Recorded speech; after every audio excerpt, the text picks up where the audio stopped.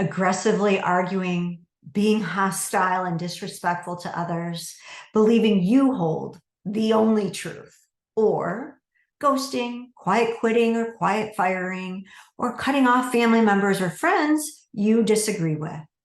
As a society, we are not great with handling conflict, are we? For those of you who don't know me, my name is Michelle Bursell, and I am a psychotherapist and founder of the International Institute for Emotional Empowerment.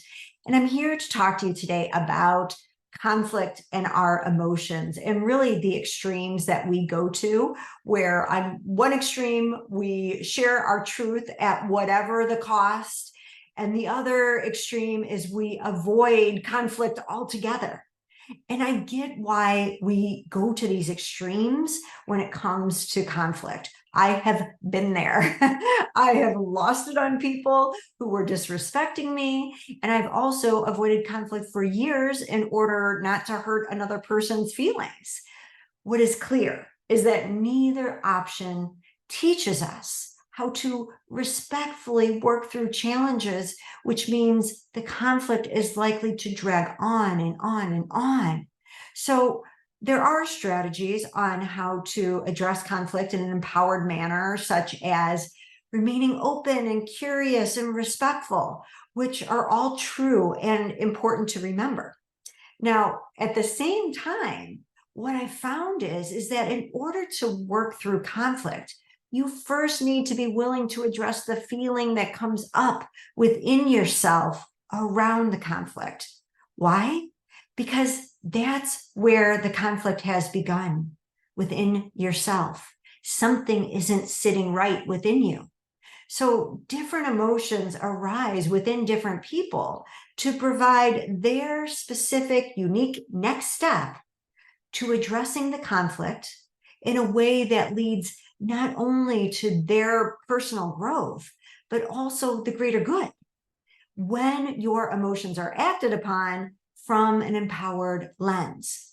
So for instance, when you feel, let's say, annoyance or frustration, your internal guidance is more about, you know what, I need to speak up. And of course, you want to do so respectfully.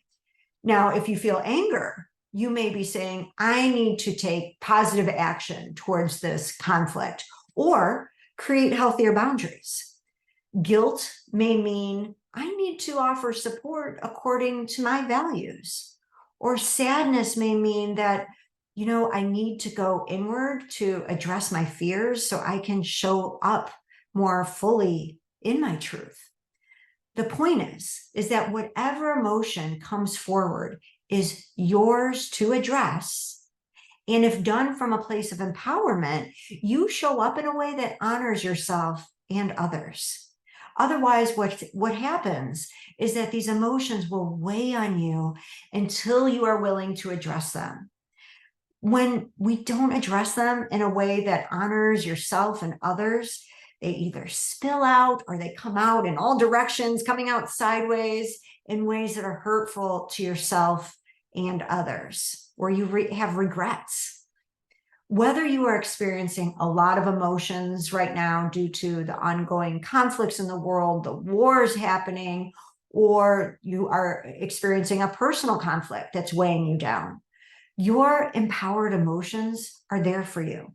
They are guiding you out of your pain and suffering with what is the best next step for you to take. But it will require your courage and your willingness to grow. Now, you may not get the exact outcome you would like, even if you use this empowered approach. But what you will be doing is modeling how to respond as a type of person who's willing to go into the mess of what it means to be human and all its complications around conflict with respect for yourself and others.